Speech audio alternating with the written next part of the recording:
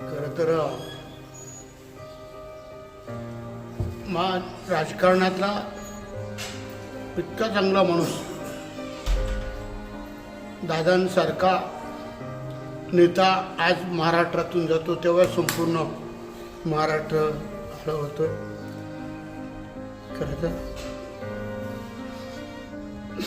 तो प्रवेश 1993 दादांनी केला होता.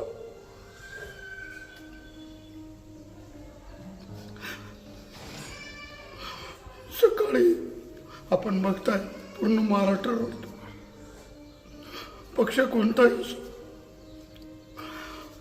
आपण बघितलं, लोकनेते गोपीनाथ मुंडे असतील, विलासराव देशमुख, आर पाटील,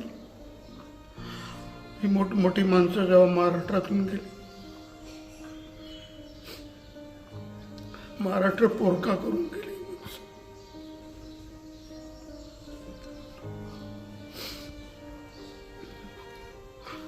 हे दुःख प्रत्येक जाती धर्माला महाराष्ट्रामध्ये आहे.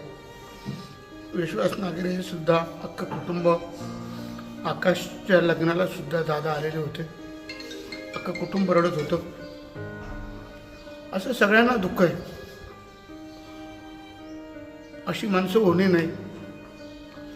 कोण असे सांगा ना तुम्ही, आता माणसं आहे अशी माणसंच नाही. आता प्रमोद महाजन अशी माणसं गेली आणि आज महाराष्ट्र पोरका झाला.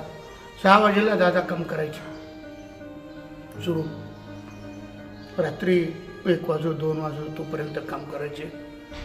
आणि आज जो हा आघात झाला महाराष्ट्रावर, हा न भरून निघणार आहे.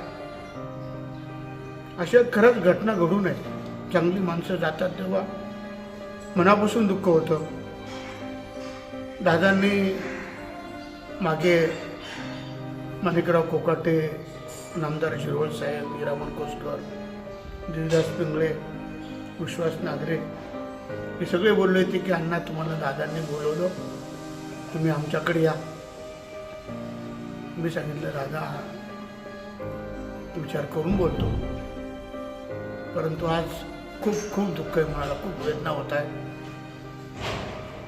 दादांना संपूर्ण महाराष्ट्रात श्रद्धांजली वाहणार आहे, पण मी माझ्या वैयक्तिक कुटुंबाकडून, भारतीय जनता पार्टीकडून भावपूर्ण श्रद्धांजली अर्पण करतो. परमेश्वर दादांना सद्गती देव. नुसतं पवार कुटुंबालाच नाही, पूर्ण महाराष्ट्राला दुःख झालं, ती पेलण्याची शक्ती देव अशी ईश्वरचरणी प्रार्थना करतो.